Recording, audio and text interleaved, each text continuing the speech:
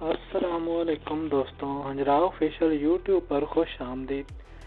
دوستوں، میرا نام ہے محمد یوسف، آپ میرا یوٹیوب چینل دیکھ رہے ہیں ہنجرا آفیشیل۔ دوستوں، آگے بڑھنے سے پہلے گزارش ہے کہ آپ ہمارے چینل کو سبسکرائب کر دیں تاکہ ہماری ہر نئی آنے والی ویڈیو کو نوٹیفیکیشن آپ کو بر وقت مل سکے۔ دوستوں، چلتے ہیں اپنی ویڈیو کی طرف۔ دوستوں، جب حضرت موسیٰ علیہ السلام کا اللہ تعالیٰ سے ہم کلام ہوئے اور جب اللہ تعالیٰ نے ان کو نبوت سے نوازا اور 2 عظیم الشان معجزے بھی عطا کیے، اس کے بعد اللہ تعالیٰ نے موسیٰ علیہ السلام کو حکم دیا کہ آپ مصر واپس جائیں اور فرعون اور اس کی قوم کو راہ ہدایت دکھاؤ۔ انہوں نے بہت سرکشی اور نافرمانی اختیار کر رکھی ہے اور اپنے غرور و تکبر اور انتہائی ظلم کے ساتھ انہوں نے بنی اسرائیل کو غلام بنا رکھا ہے، سو ان کو غلامی سے دستگاری دلاؤ۔ دوستو، حضرت موسیٰ علیہ السلام نے جناب باری میں عرض کیا، پروردگار، میرے ہاتھ سے ایک مصری قتل ہو گیا تھا، اس لیے یہ خوف ہے کہ کہیں وہ مجھ کو قتل نہ کر دے۔ مجھے یہ بھی خیال ہے کہ وہ میری بڑی زور سے تکذیب کریں گے اور مجھ کو جھٹلائیں گے۔ یہ منصب عالی جب تو نے عطا فرمایا ہے تو میرے سینہ کو فراخ اور نور سے معمور کر دے اور اس اہم خدمت کو میرے لیے آسان بنا دے اور زبان میں پڑی ہوئی گرہ کو کھول دے تاکہ لوگوں کو میری بات سمجھنے میں آسانی ہو، اور چونکہ میری گفتگو میں روانی نہیں ہے اور میری بنسبت میرا بھائی ہارون مجھ سے زیادہ فصیح بیان ہے، اس لیے اس کو بھی اس نعمت نبوت سے نواز کر میرا شریک بنا دے۔ اللہ تعالیٰ نے حضرت موسیٰ علیہ السلام کو اطمینان دلایا اور تم ہمارا پیغام لے کر ضرور جاؤ اور ان کو حق کی راہ دکھاؤ، وہ تمہارا کچھ بھی نہیں بگاڑ سکتے، ہماری مدد تمہارے ساتھ ہے، اور جو نشانات ہم نے تم کو بخشے ہیں وہ تمہاری کامیابی کا باعث ہوں گے اور انجام کار تم ہی غالب رہو گے۔ ہم تمہاری درخواست منظور کرتے ہیں اور تمہارے بھائی ہارون علیہ السلام کو بھی تمہارا شریک کار بناتے ہیں۔ دیکھو، تم دونوں فرعون اور اس کی قوم کو جب ہماری صحیح راہ کی جانب بلاؤ تو اس پیغام حق میں نرمی اور شیریں کلامی سے پیش آنا۔ کیا عجب ہے کہ وہ نصیحت قبول کرنے اور خوف خدا کرتے ہوئے ظلم سے باز آ جائیں۔ حضرت موسیٰ علیہ السلام کا داخلہ مصر۔ صدی کہتے ہیں کہ جب حضرت موسیٰ علیہ السلام منصب نبوت سے سرفراز ہو کر کلام ربانی سے فیضیاب بن کر دعوت و تبلیغ حق میں کامیابی و کامرانی کا مسردہ پا کر وادی مقدس سے اترے تو اپنی بیوی کے پاس پہنچے جو وادی کے سامنے جنگل میں ان کی منتظر اور چشم برا تھی۔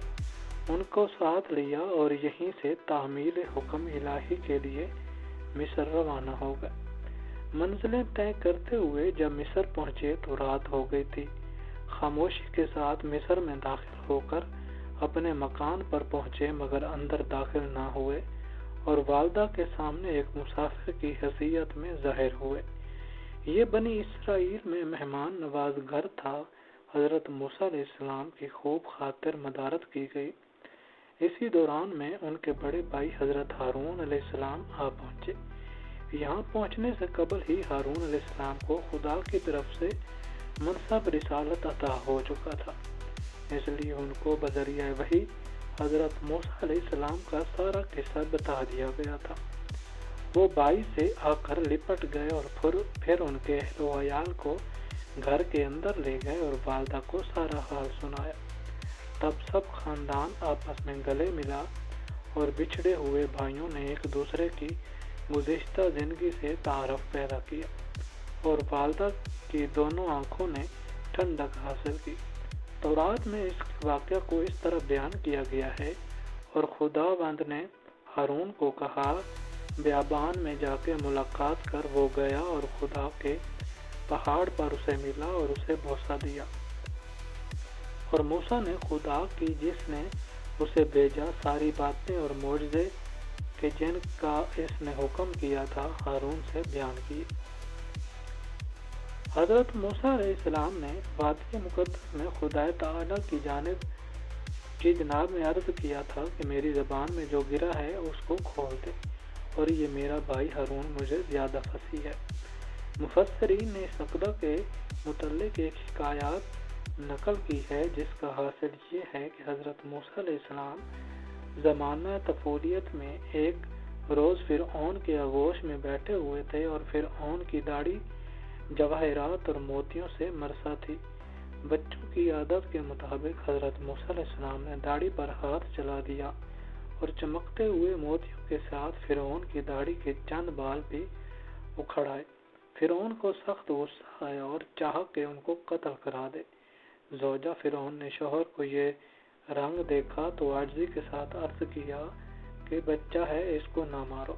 یہ ان احترامات سے کیا واقف ہے کہ اس کے نزدیک تو تمترا، کھجور اور جمرہ چنگاری دونوں برابر ہیں۔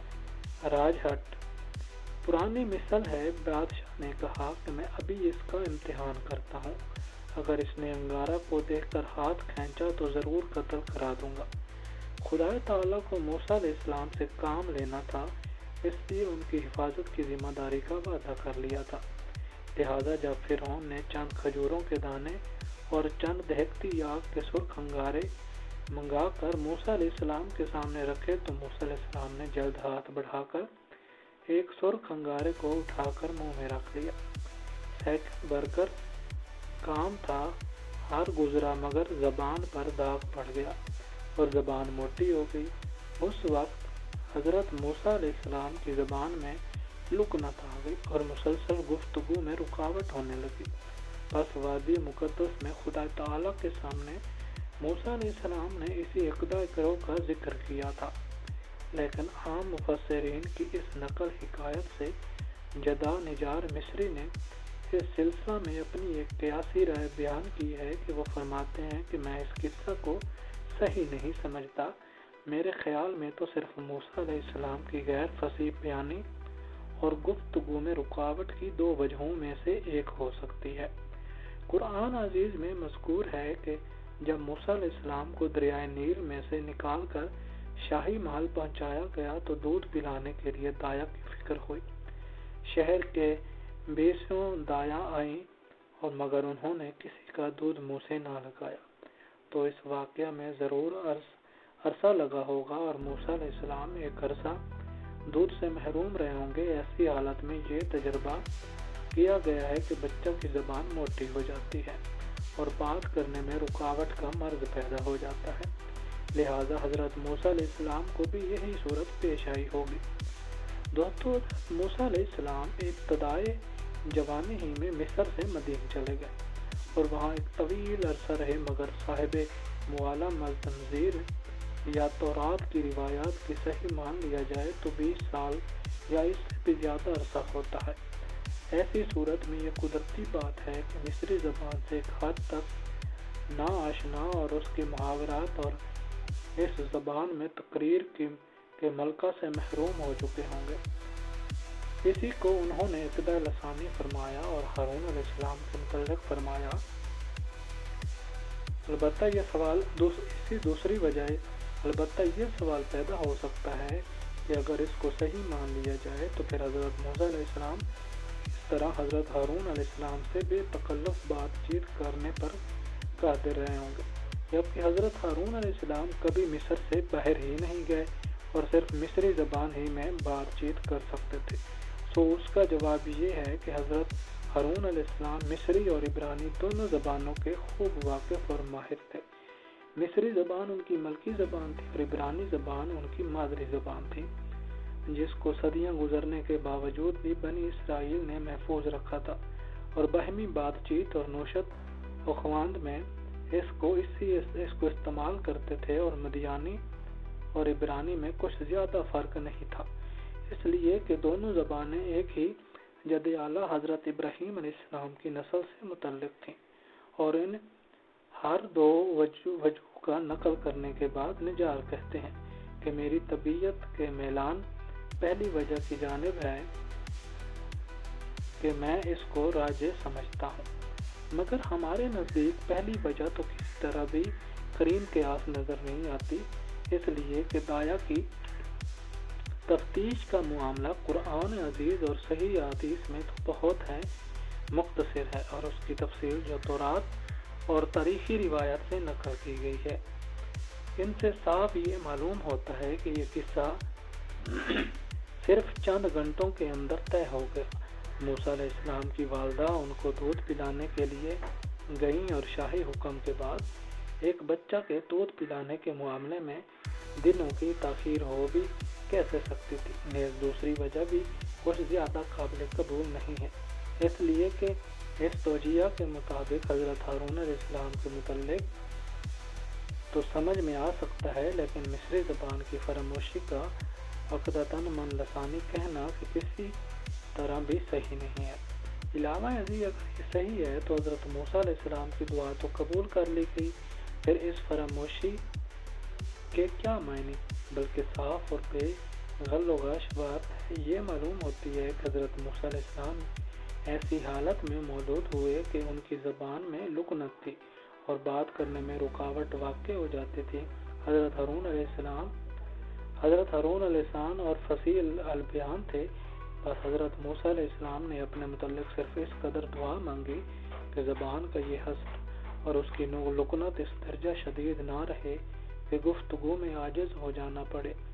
اگر فطری رکاوٹ دور نہیں ہوتی نہ ہو، صرف اس قدر خواہش ہے کہ مخاطبین گفتگو کو اچھی طرح سمجھ سکے، اور فصاحت اور طلاقت لسانی کے لیے میری خواہش یہ ہے کہ میرے بھائی ہارون کو میرا قوت بازو بنا دیجیے کہ وہ میرے ویسے بھی دست بازو ہے۔ چنانچہ دربار الہی میں دونوں باتیں قبول اور منظور ہو گئیں۔ بعض علماء تفسیر نے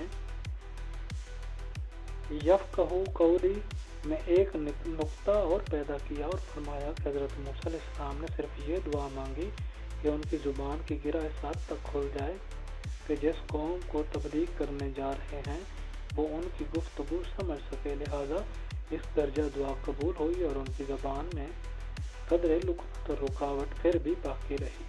موسیٰ علیہ السلام نے شرط لگا کر دعا کا دائرہ خود ہی تنگ کر دیا، ورنہ وہ بھی فصاحت اور طلاقت لسانی میں فرد ہو جاتے۔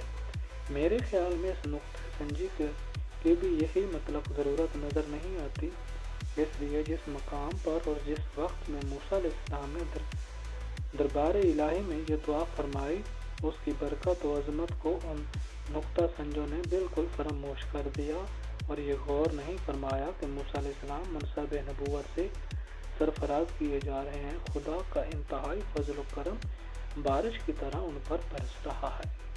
دوستو، یہ تھی ہماری آج کی ویڈیو۔ امید کرتا ہوں آپ کو ہماری ویڈیو اچھی لگی ہوگی۔ دوستو، اگر ویڈیو اچھی لگی ہے تو ویڈیو کو لائک کر دیں، چینل کو سبسکرائب کر دیں تاکہ ہماری نئی آنے والی ویڈیو کا نوٹیفیکیشن آپ کو بر وقت مل سکے۔ دوستو، ملتے ہیں ایک نئی ویڈیو کے ساتھ، تب تک اپنا بہت سارا خیال رکھیے گا۔ اللہ حافظ۔